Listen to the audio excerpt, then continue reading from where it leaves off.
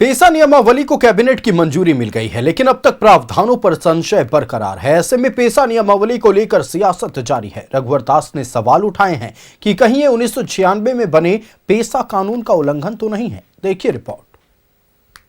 नियमावली को लेकर रघुवर दास का सवाल, 1996 में बने पेसा कानून का उल्लंघन तो नहीं, पेसा नियमावली को सार्वजनिक करने की मांग। कैबिनेट की मंजूरी के बाद भी पेसा नियमावली के प्रावधानों पर संशय बना हुआ है।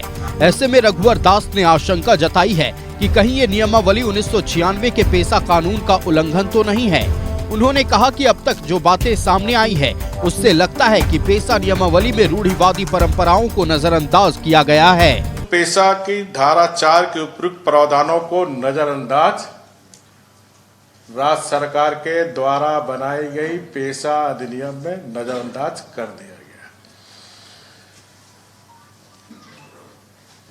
साथ ही साथ यह भी स्पष्ट नहीं है कि ग्राम सभा की अध्यक्षता रूढ़िवादी परंपराओं या संबंधित जनजाति से दूसरे धर्म में शामिल हो गए या अन्य संप्रदाय के लोगों को ग्राम सभा के अध्यक्ष के रूप में मान्यता तो नहीं दी जा रही है। ये राज्य की जनता ये जानना चाहती है। रघुवर दास ने आरोप लगाया कि पेसा नियमावली को कैबिनेट से पास कराकर कहीं सरकार की कोशिश जनता को लॉलीपॉप दिखाने की तो नहीं है। उन्होंने आशंका जताई है कि गलत नियमावली बनाकर सरकार की कोशिश पेसा नियमावली को लटकाने और भटकाने की है। पेसा कानून बनाने में गलती कर ताकि ये मामला फिर न्यायालय में जाए, फिर न्यायालय में जाने में लटकाव भटकाव जो सरकार की कार्य पद्धति है, नीति है। हम लोग ने जेपीसी में भी देखा, नियमावली गलत बनाओ फिर मामला कोर्ट में गया, लटकाव भटकाव।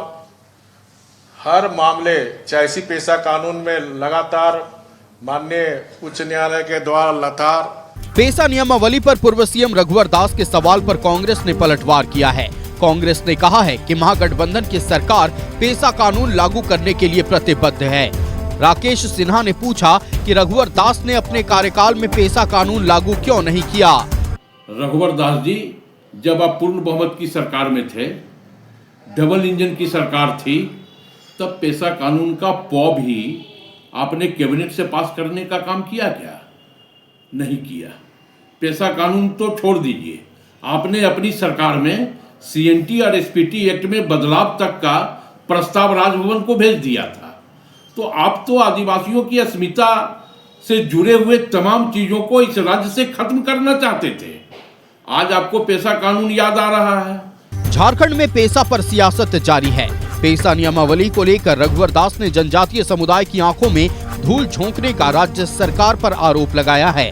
साथ ही नियमावली को सार्वजनिक करने की मांग की है।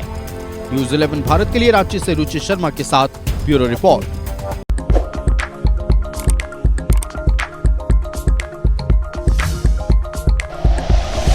Like and share videos, subscribe करें हमारा चैनल और प्रेस करें बेल आइकॉन। न्यूज़ 11 भारत, सच है तो दिखेगा।